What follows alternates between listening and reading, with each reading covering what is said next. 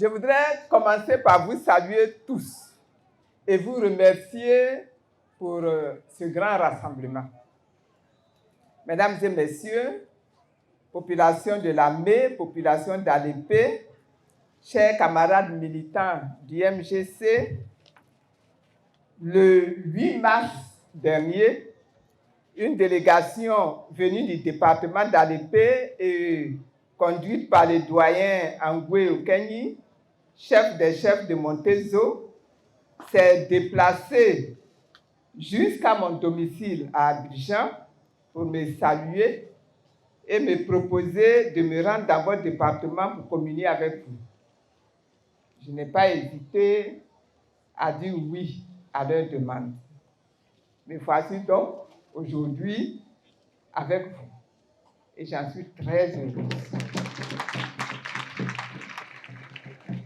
Je suis heureuse de retrouver mes sœurs et mes frères du pays Adjé, du pays Goua, du pays Agni, avec qui j'ai déjà une longue histoire. Je suis heureuse de constater que votre attachement naturel à notre idéal et nos objectifs communs ne s'est pas effrité. Votre présence massive en ce lieu en est la preuve.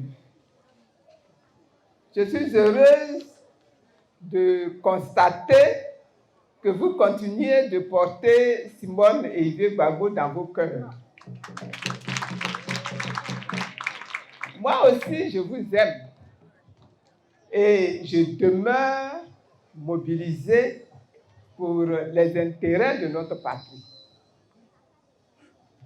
Je félicite les différents responsables politiques du parti que nous venons de vous présenter.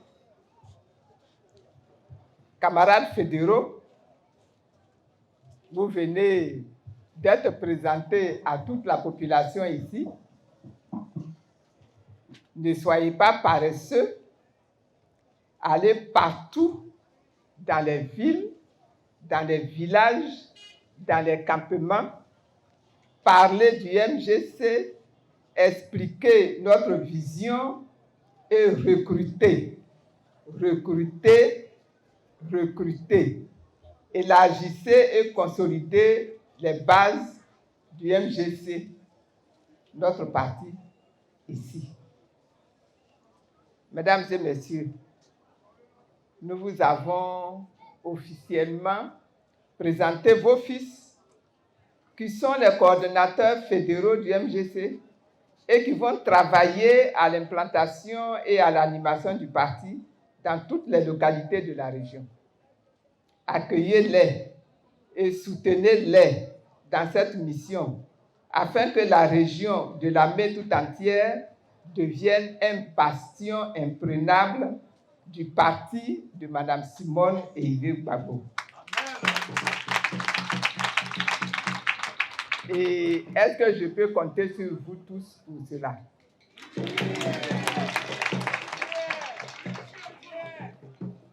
Mesdames et messieurs, vous le savez tous, voici bientôt 1 an que je préside le mouvement des générations capables. Et je sais que certains parmi vous, même parmi ceux qui sont présents ici, là, il y en a qui sont inquiets. Et il y en a même qui sont découragés. Parce que le FPI originel, qui avait été tellement bien accueilli ici dans tout le pays entier, qui avait tellement soulevé d'espoir en 1990 dans toute la Côte d'Ivoire, n'a pas résisté au cyclone de 2010 et s'est trouvé brisé en 3 morceaux. Si je demande à certains de lever la main, ils auront le courage de le faire. Hein? Il y en a qui vont dire, madame, on est découragé depuis que le parti s'est cassé en 3. Il y en a combien qui vont lever la main là? Ah, vous voyez, hein?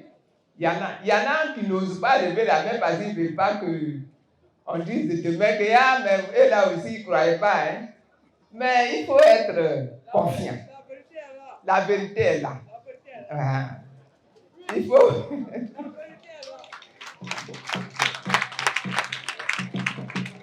Mais il faut rester confiant. Il faut rester confiant.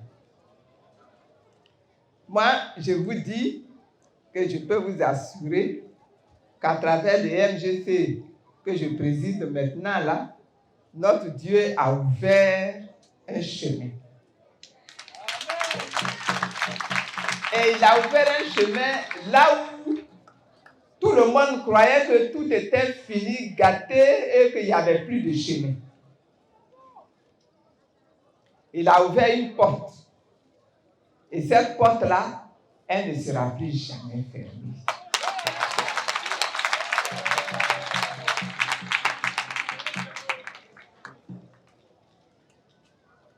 C'est pour ça que, sans inquiétude, je vous propose de prendre le MGC là et de faire plus et de faire mieux que ce que nous nous proposions de faire par le passé. Avec le MGC, nous allons bâtir la Côte d'Ivoire dont moi-même je rêve. Le VP Akpa en a déjà parlé, mais je vais réinsister là-dessus. Nous sommes capables de bâtir une nation ivoirienne forte. Quand je dis forte là, je dis vraiment forte, qui va résister à toutes les attaques, d'où viennent les attaques. Une Côte d'Ivoire pleine de justice et pleine d'équité.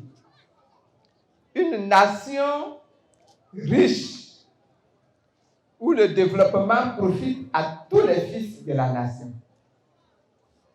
Une nation où jeunesse ne rime plus avec chômage, mais plutôt avec ingéniosité, avec capacité de transformer en richesse tous les produits de notre sol et de notre sous-sol.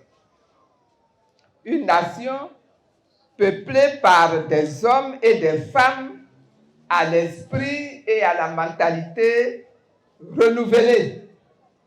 Des hommes et des femmes qui ne sont pas amis de l'argent facile. Des hommes et des femmes qui ne sont pas amis des vices, de la drogue, de la paresse, etc. Des hommes et des femmes qui sont intègres, qui sont capables de créer, qui sont capables d'inventer. Un des problèmes de la Côte d'Ivoire et de l'Afrique, c'est que nous sommes trop timides quand il faut inventer. Quand nous sommes devant un problème, au lieu d'inventer, de créer, de chercher, nous sommes là, nous tournons, nous regardons à gauche, nous regardons à droite, nous cherchons les Blancs qui vont venir nous aider, qui vont venir nous apporter la solution et nous tendons la main. Alors que Dieu a mis en nous là beaucoup d'intelligence, beaucoup de créativité. Et nous devons être capables d'inventer nous-mêmes, d'ouvrir des voies nouvelles pour le pays et pour le monde entier. Une nation où l'État, sans tenir compte des différents partis politiques, mais assumant ses propres responsabilités d'État, organise et garantit l'accès accru des citoyens aux services publics, à tous les services publics de base, c'est-à-dire les services de santé, les services de sécurité, les services d'éducation, la salubrité, la formation, les emplois, etc. Aujourd'hui, malheureusement, cela ne semble pas le cas. Les moyens de l'État en Côte d'Ivoire semblent être utilisés pour faire du chantage et de proférer des menaces sur les électeurs, sur les individus, sur les élus. Sinon, comment est-ce qu'on peut comprendre autrement ce que nous a dit récemment un haut fonctionnaire de l'État? Et je cite, il dit, si vous ne votez pas pour le RHDP, vous allez vous-même chercher les moyens pour construire vos routes, pour construire vos écoles, etc. Mais l'argent de l'État, là, c'est l'argent de tout le monde. Merci. Non. Tu as raison, hein? C'est important de faire le point. Hein? On n'applaudit pas pour ce qu'il a dit. On applaudit parce qu'on critique ce qu'il a dit qui n'est pas normal.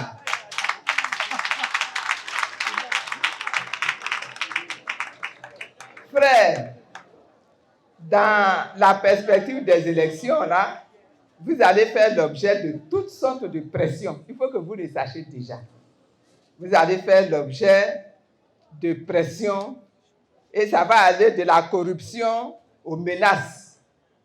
Ne cédez à aucune menace. Ne cédez à aucune pression. Ne succombez à aucune corruption. Nous devons sauver notre nation. Et ça, c'est la chose la plus importante. Nous devons sauver notre nation.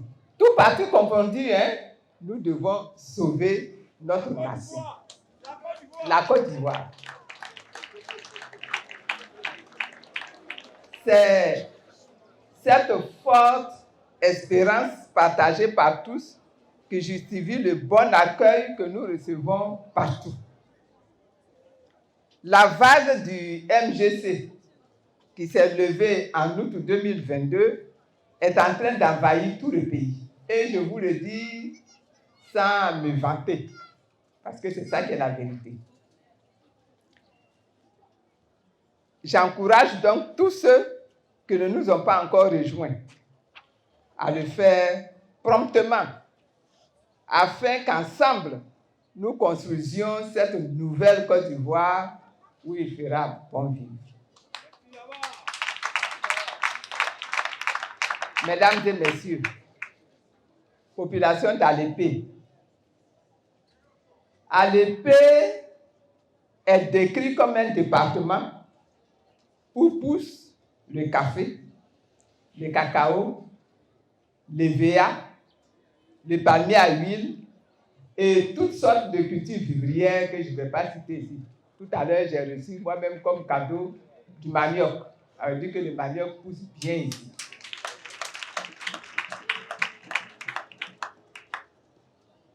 Mais je vais laisser ces plantes-là de côté parce que déjà, il y a du travail sur ces plantes-là. Et je vais vous parler d'un fruit qui pousse ici et que nous négligeons tous, mais qui est pourtant, qui peut représenter une mine d'or, comme d'ailleurs plusieurs autres de nos produits locaux ici, que nous négligeons également. Tu as trouvé le nom?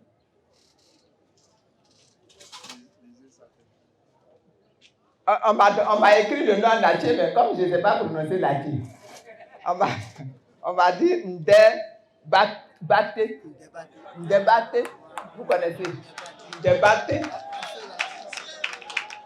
C'est la feuille de la tchéquée, c'est pas ça? Voilà. Alors, c'est de ça que je vais vous parler. Elle me dit, mais feuille de la tchéquée, on prend pour faire le biocosseux, hein? On prend pour attacher les piments. Chez les Baoulés, on prend pour faire les kégenou.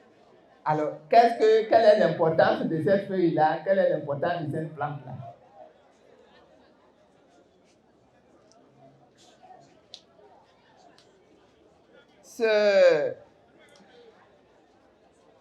Cette plante-là, elle produit un fruit. On est d'accord, non? Un fruit qui est rouge et qui est très sucré. Vous connaissez ce fruit-là tous? Il est rouge et il est très sucré. Alors, concrètement, qu'est-ce que vous faites de ce fruit-là? Hein? Vous sucez. Les nègres, c'est comme ça. Tout va dans sa bouche seulement. On suce et puis on jette. C'est pas ça? On suce et puis on jette. Mais ce fruit rouge-là contient un élément, une protéine qui a un goût très sucré et que scientifiquement on appelle la tomatine. Parce que comme c'est rouge comme la tomate, on appelle ça la tomatine. Mais ce que je voudrais que vous sachiez, c'est qu'à poids égal, c'est-à-dire si tu prends 1 gramme de tomatine et puis tu prends quand tu as extrait le sucre qui est dans la tomatine là, quand tu prends 1 gramme de ce sucre et tu prends 1 gramme du sucre ordinaire là que vous prenez pour boire le café là, le gramme de tomatine contient 2000 fois plus de sucre que le sucre de table là, que vous utilisez d'habitude. La tomatine est récoltée et vendue sur le marché international. C'est vendu à un prix qui avoisine 25 000 francs le kilo.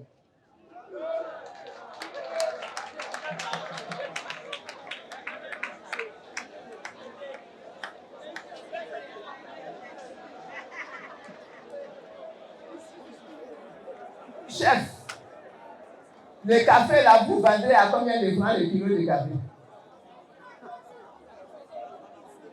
Vous n'avez même plus de café ici. Ah. Et le cacao?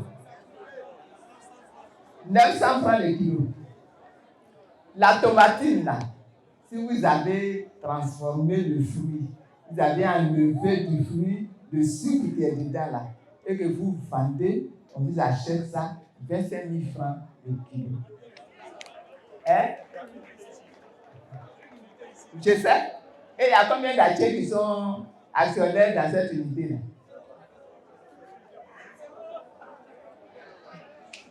Donc vous êtes assis là, on est assis là, et ce sont les étrangers qui viennent, ils prennent nos ressources, et puis ils s'en vont. C'est pas ça?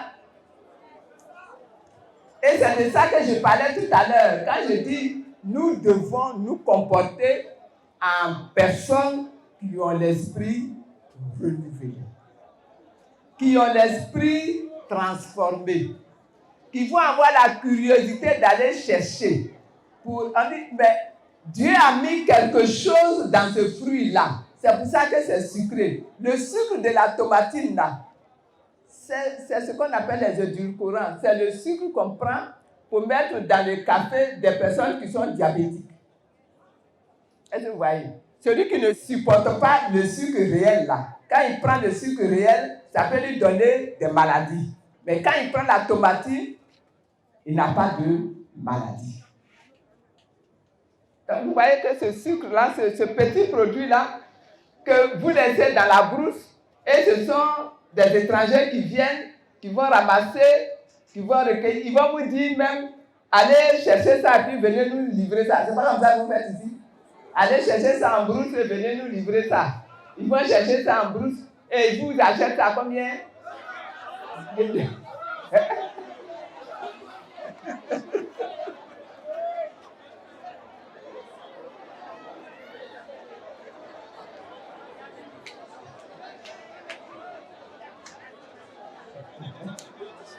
$250.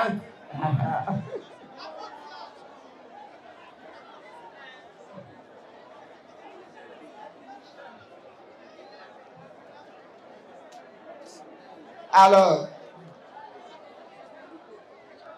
la tomatine, là, les Ghanéens,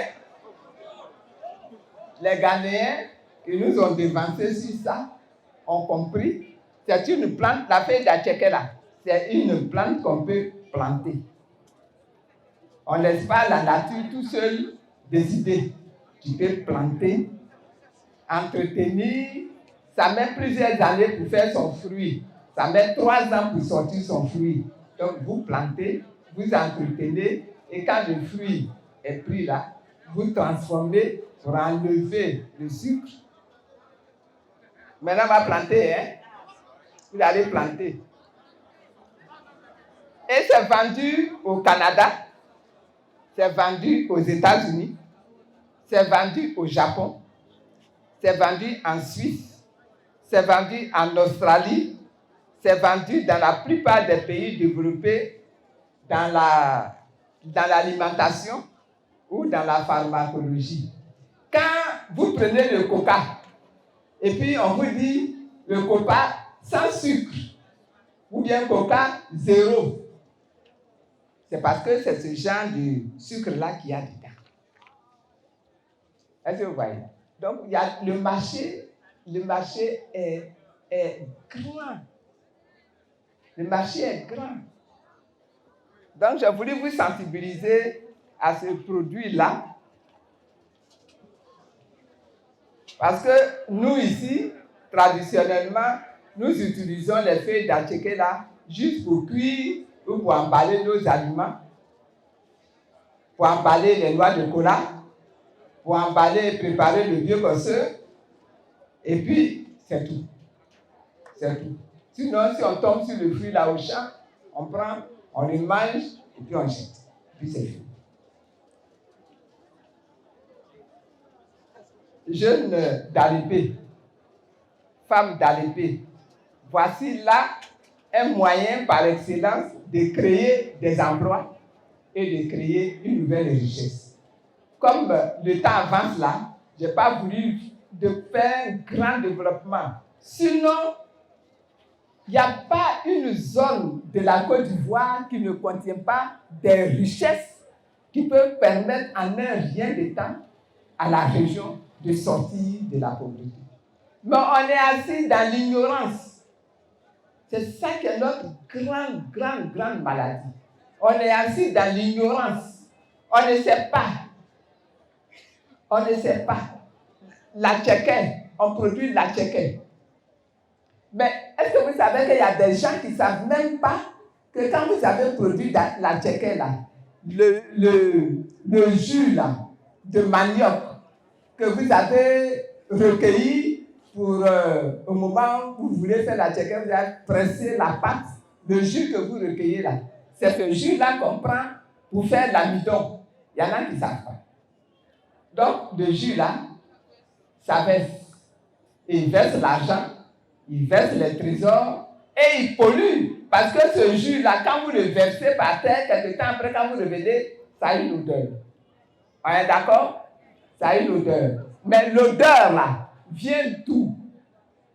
L'odeur vient du gaz qu'il y a dans ce jus. Avec ce gaz-là, on peut faire l'électricité. Avec ce gaz-là, on peut cuire ses aliments. Vous voyez la Côte d'Ivoire que je veux là, pour demain là, c'est une Côte d'Ivoire qui s'assoit, qui prend chacun de nos produits, qui dit, ce produit-là, qu'est-ce qu'on peut en tirer? Comment on peut faire de la richesse avec tel produit? Cette richesse que le sol nous a donnée, que Dieu nous a donnée. Je prends le pays Ouah, qui est plein de marécages. Dans ces marécages-là, qu'est-ce qu'on peut tirer? On ne va pas se contenter de tirer des moustiques dans les marécages. On peut tirer du poisson des marécages. Hein? On peut tirer toutes sortes de cultures des marécages. On peut tirer de la culture de riz des marécages.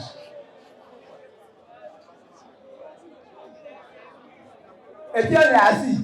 Quand on a mangé notre attiéké, on considère que c'est fini. Quand on a mangé notre manioc, on considère que c'est fini. Quand on a mangé notre banane plantain foutu, on considère que c'est fini.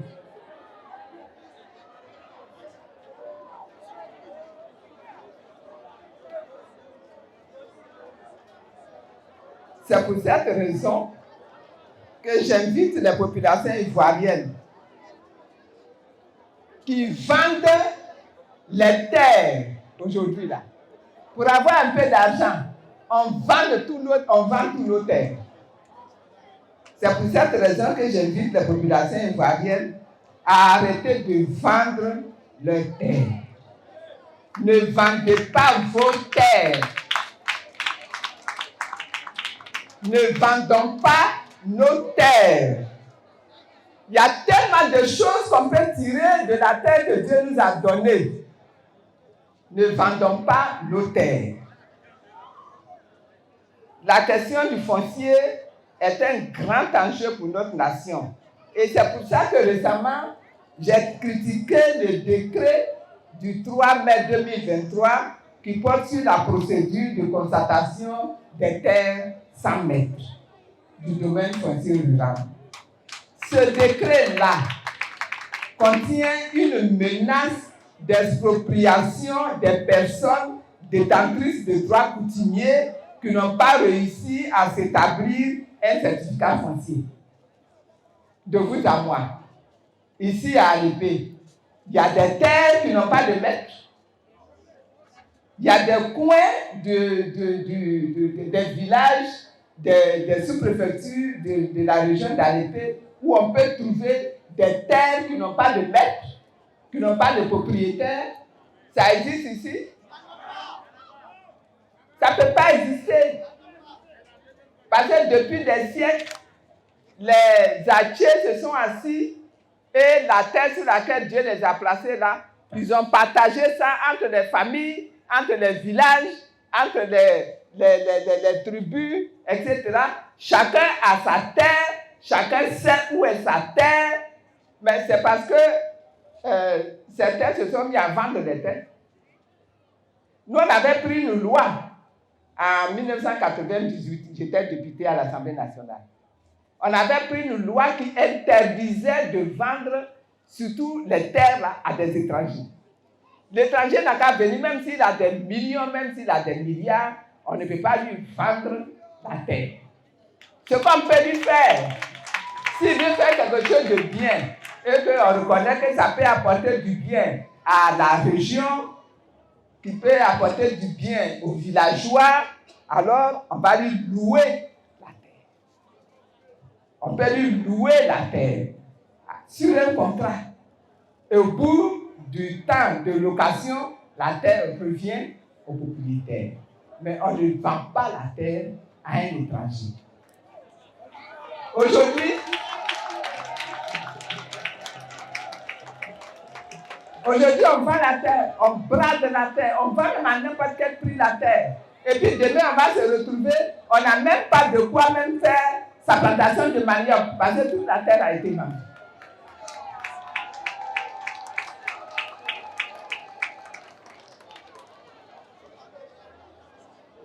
En tout cas, je réitère ici la nécessité de retirer le décret là, qui a été signé récemment et d'intensifier la sensibilisation des populations sur la politique de sécurisation des terres du domaine foncier rural. Mesdames et messieurs, population d'Alépé, population de la région de Lamé, à Boaké, lors de la fête des libertés, j'avais demandé le report des élections municipales et régionales qui sont prévues pour le mois de septembre. Ma conviction par rapport à cette question-là n'a pas varié. On a présenté tout à l'heure des candidats. Mais parce qu'on estime que les élections, c'est une chose importante dans notre nation. Et comme c'est une chose importante, on doit se préparer. On doit donc avoir des candidats. Mais on doit également s'intéresser à la façon dont les élections sont organisées. chaque année, c'est les élections qui ont amené des problèmes dans notre pays. Et cette année, on s'en va des élections.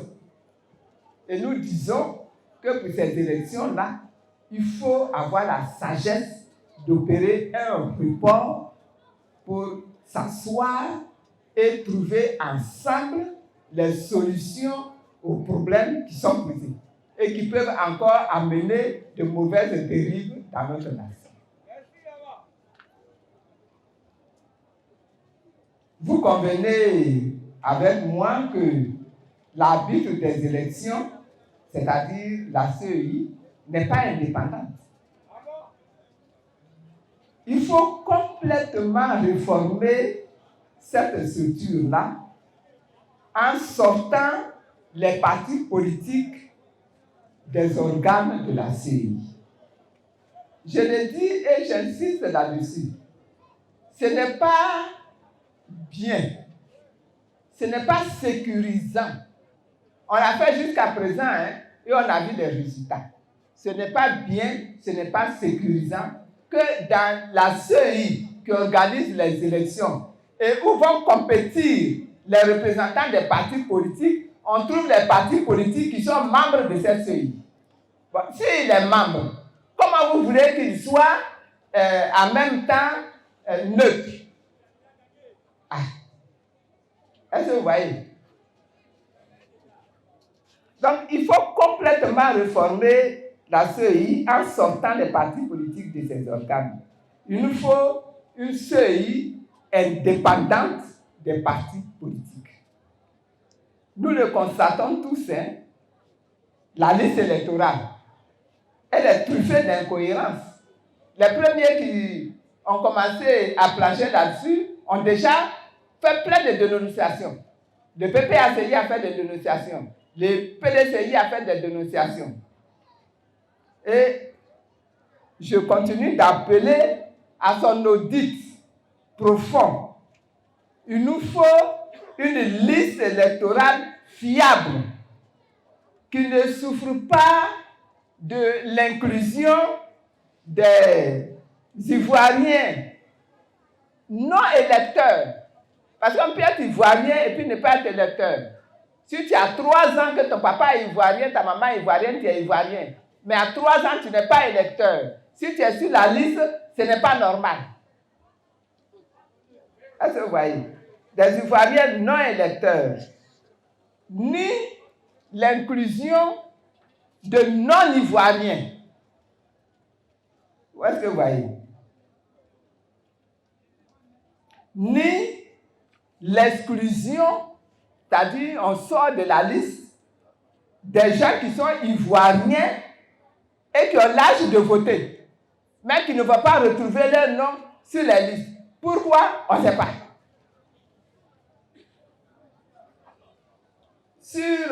Alors, ça me permet d'aborder la question de la radiation du président Gbagbo dont on parle beaucoup ces temps-ci.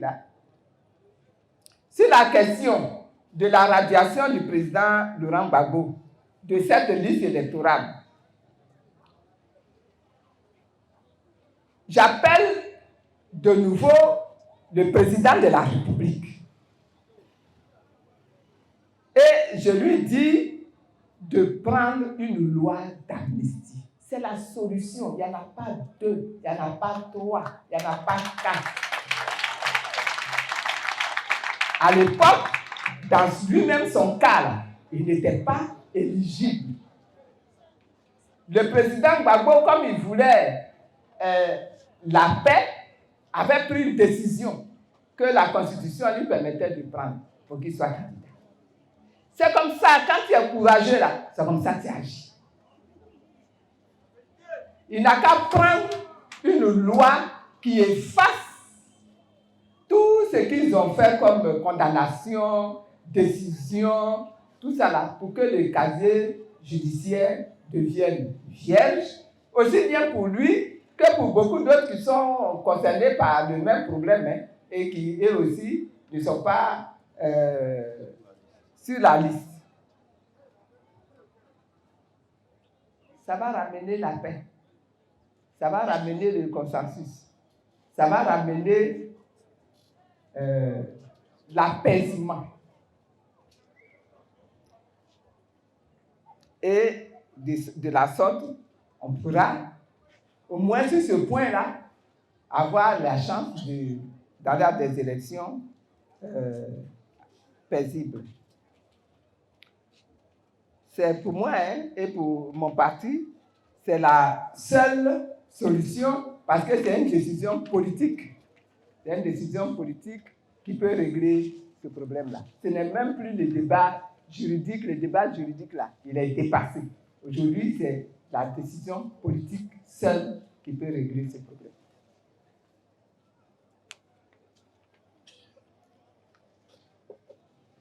Il nous faut reprendre le découpage électoral. Car en l'état, ce découpage-là est taillé sur mesure pour les RHDP. Ça aussi, c'est la vérité. Il nous faut adopter une politique de communalisation plus audacieuse, plus équitable. Dans notre pays, nous avons des villages qui sont dans une commune. Si on prend la commune d'Alépé, on va citer ensemble quels sont les villages qui sont dans la commune d'Alépé. Il y a Montezo est dans la commune d'Alépé. Monga est dans la commune d'Alépé. Ngrakon est dans la commune d'Alépé. Alépé-Ville est dans la commune d'Alépé. Nyanda est dans la commune d'Alépé. Abroji est dans la commune d'Alépé. Daoukro est dans la commune d'Alépé. Ce n'est pas Daoukro là-bas, hein? C'est un Daoukro d'ici. Voilà. Est-ce que, et puis, Anokwake est dans la commune d'Alépé. Est-ce que c'est tout ce qu'il y a comme village? Et les autres villages, ils sont dits villages de la sous-préfecture. C'est pas ça? Non. Donc, les villages qui sont dans la commune d'Alépé vont bénéficier du budget de la commune. Et le maire de la commune va pouvoir construire un centre de santé, s'il a l'argent, une école primaire, s'il a l'argent. Il va venir s'occuper de l'entretien des routes, il va s'occuper de la construction, de l'entretien du marché, etc., s'il a l'argent. Mais les autres villages qui sont dans la sous-préfecture, qui s'en occupent? Personne. Donc, on a deux types de villages en Côte d'Ivoire. On a des villages qui sont dans la sous-préfecture et on a des villages qui ne sont dans aucune, dans les communes, pardon, et on est dans des villages qui ne sont dans aucune commune. Or, les citoyens là, ils sont égaux. Ils payent tous l'impôt. Ils ont tous les besoins de scolarisation de leurs enfants. Ils ont tous les besoins de prise en charge de leurs maladies, de leurs soins. On a donc proposé, comme ça se fait dans tous les pays du monde, que tous les villages soient dans une commune. Qu'on s'asseye, je prends Alépé, on prend tous les villages du département d'Alépé. Et puis on s'assoit. Et on fait le travail. Tel village qui sont proches deviennent une commune. Tel autre village qui sont proches deviennent une commune. Il y a déjà ce travail-là, on l'a fait en 2010. Le président Gbagbo a même signé un décret. Et quand on a pris le département d'Alépé, avec tous les villages et tous les campements qu'il y a dans le département d'Alépé, on a abouti à la création pour Alépé, pour le département d'Alépé, là, à la création de 14 communes. Pour le département d'Absopé, on a abouti à la création de 15 communes. Pour le département d'Akoupé, on a abouti à la création de 6 communes. Pour le département de Yakassat-Tobrou, on a abouti à la création de 4 communes. Si c'est fait, on n'aura plus aucun village qui ne soit pas dans une commune.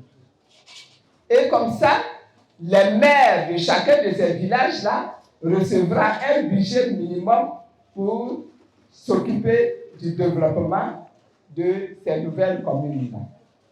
C'est ce que j'appelle la communalisation audacieuse de toute la Côte d'Ivoire. Et nous continuons de poser ce problème-là. Il faut que toute la Côte d'Ivoire, que tous les villages de la Côte d'Ivoire soient intégrés à une commune. Je ne dis pas de faire en sorte que chaque village devienne une commune. Parce que si chaque village devient une commune, ce ne sera pas une commune viable. Mais si on regroupe plusieurs villages qui sont proches, et puis qu'avec les campements, etc., on crée des communes, vous allez voir comment les villages là vont se concurrencer ici, et puis au bout de 10 ans, tous les villages sont sortis du sous-développement.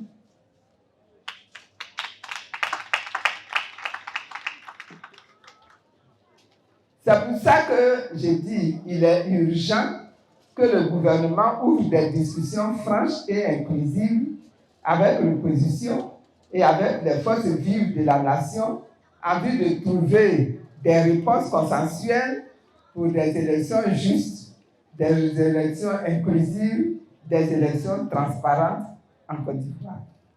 Je lance donc un appel à l'union, même de toute l'opposition déjà, pour mener le combat des réformes électorales. Unis là, nous serons plus forts.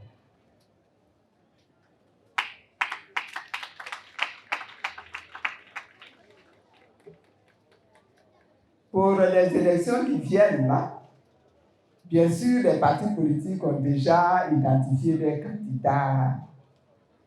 Ça, c'est quelque chose de normal.